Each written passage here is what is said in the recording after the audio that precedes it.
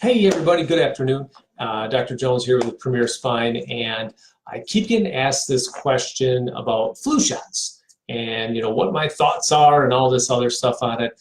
And I know this can be a very heated and hot topic for some people. And I'm not here to be bashing or anything like that as far as flu shots, the vaccine, anything like that.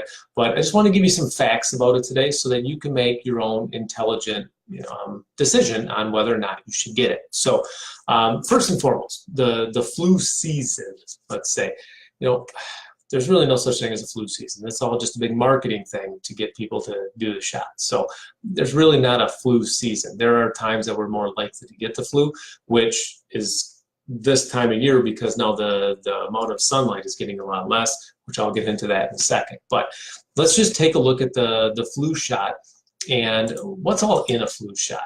So have you ever asked yourself, if you're going to get a vaccine, like what's actually in it? It's kind of important, right? They're putting that directly into your body. So I pulled up a list of ingredients that are in the shot. So for instance, obviously it has the virus, the flu virus in there. The other thing it has is formaldehyde. Formaldehyde, it says right here, it's a toxic and potentially lethal. So I would hope if somebody came up to you and said, hey, do you want some formaldehyde? You'd say no. But you're putting that directly into our bodies. Now, the other thing is aluminum salts. So aluminum, I don't know if many people know much about the aluminum, but they've actually been finding aluminum deposits in people's brains that have Alzheimer's. So now we're sticking aluminum directly into our bloodstream, and you do that repetitively enough, it's just going to keep accumulating in your brain and make you more likely to have Alzheimer's eventually later on in life, right? Then there's another thing called thimerosal.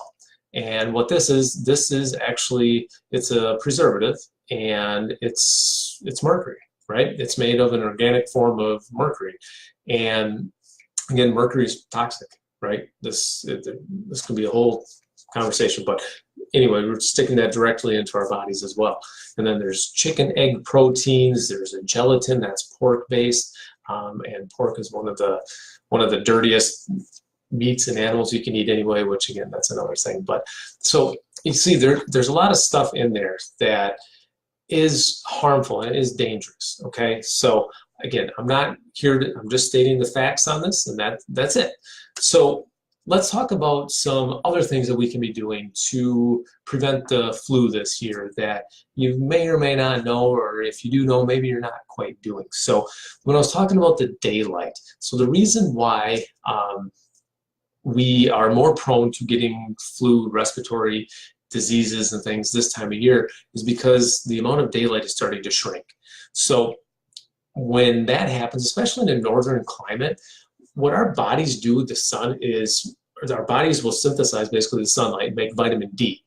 Vitamin D is one of the best things that you can be taking to prevent the flu.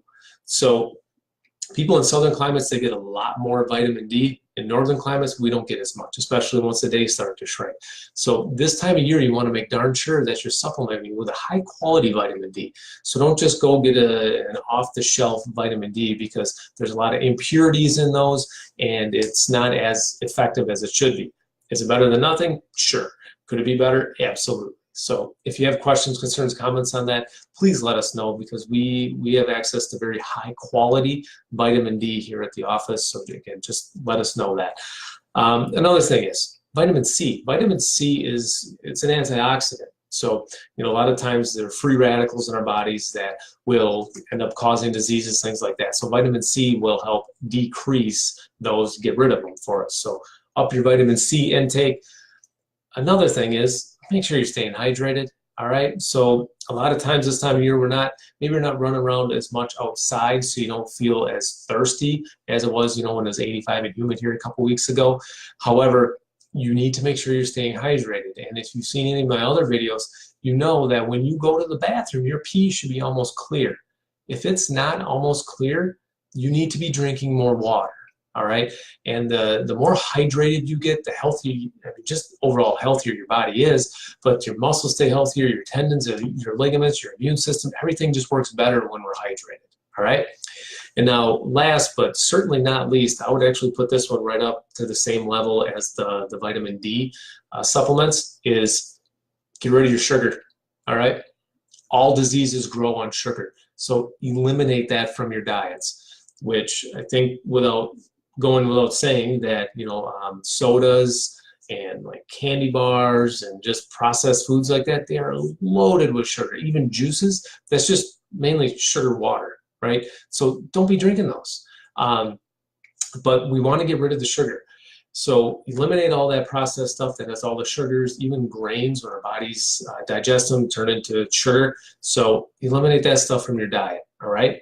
And then the other thing, fruits are very, very good and healthy for us, but make sure we're not eating fruits all day long because they do have a lot of sugar in them. So eat those in moderation. You really want to be loading up on your veggies, even fermented veggies. That's really good for your digestive system. So those are just some things that you can be doing outside, of being in here in the office, making sure the immune system or nervous system's working right.